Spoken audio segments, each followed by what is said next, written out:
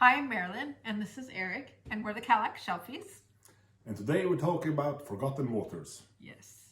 especially since there's like a sequel of sorts coming. Yes. And what is Forgotten Waters? And well, Forgotten Waters is like a story-based game. You use an app actually that tells a story along the way. It narrates the whole game for Yeah. you, basically. You can use a book, Yeah. but who would do that? No, the voices and the storytelling are great. Yeah, really great. Yeah. I think the only one that wasn't fully voiced was the DLC. Yeah, there was some that hadn't been done, but very little. The majority of it is. Yeah, is and narrated. that was only the DLC. Everything else has been voiced. Yes. And you just load it up like in a web browser. Right. But you're playing together and trying to reach the goal, and the goal, it tells you what the goal is along the way. They change the goals like as you play. First you have like Yeah. get to here, and when you get there you will change out that goal to something else and Right. so on and so on until you get to the end. Right. And everyone has different jobs, Yep. and like some of the jobs, when you have things you have to do, sometimes it'll say something like the ship person has to do this. Yeah, you have different, like you can be the gunner, Right. the first mate, I don't remember. Well, there's 7 different jobs. 7 total. different Yeah. jobs at least, and sometimes like it will come up like a crossroads event. Yeah.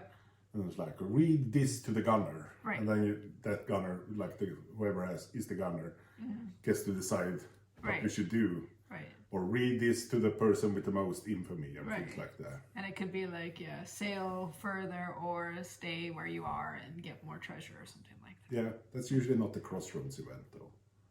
That's usually when you like leave the island. Yeah, I was just making an example. Yeah, that's an example.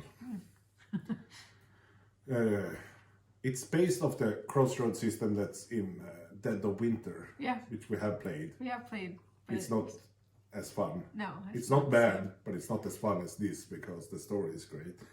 And sometimes you will mess with your fellow players even though it's a co-op. You just have to be prepared for that. If you can't take it, you shouldn't play it. Honestly, I have actually not met anyone that hasn't enjoyed playing this. I have. Everyone And I think has it's enjoyed because they playing it. take that and I guess you shouldn't go too heavy into the take that Maybe. against your fellow players. Yeah, You should avoid it to some degree yeah, because otherwise it's chaos. But every like time you move or something happens, you fold up a new page in this storybook. right. And on that storybook, there's like different spots with what you can do. So if you're on an island, you can bury treasure, you can visit the captain, you can go to the haunted caves or Right. something like that. Right. And then, like in order of infamy, you have like an infamy track. Like you have 30 seconds to decide where to go, Right, everyone. right. And you put your little standee down where you want to go. Some places just one person can go, sometimes everyone can go there. Right. And then you just resolve what happens. Often it involves rolling some dice, maybe like playing up some things, like if you go to the haunted caves, Right. you probably roll a dice, and then based on what you roll, you You either find treasure what- or you find, fish. fish or get like the what's it called, the bad luck. Right. If you Find get zombies or something. get like haunted by poltergeist. that. Right. I remember the pirates are different. Like there's a bunch of different pirates that Yeah. you fill out like a story quest thing, and the more things you fill out on your little character sheet, Right. you also unlock stories for that one. Right. Because I remember now, because we had a safety pirate, and one of the things that happened to the safety pirate was he's got his eye poked out. Oh, poor safety pirate. And the skeleton pirate. Yeah. No, no, I'm not a totally skeleton. not the skeleton. But we're not gonna spoil any of the No. story endings for those, but No, it was for fun. yeah. Yes. So like every time you start a new game, you take one of the sheets. We usually just hand them out randomly. And then you, like, what is it called? Like Mad Libs, when you fill in like Yeah, blindly, like yeah. fill in the name of a fruit or Right. an animal that smells bad, like wet dog or whatever. Yeah. And then you read like a story and put in those things. Yeah, it's great fun. Yeah.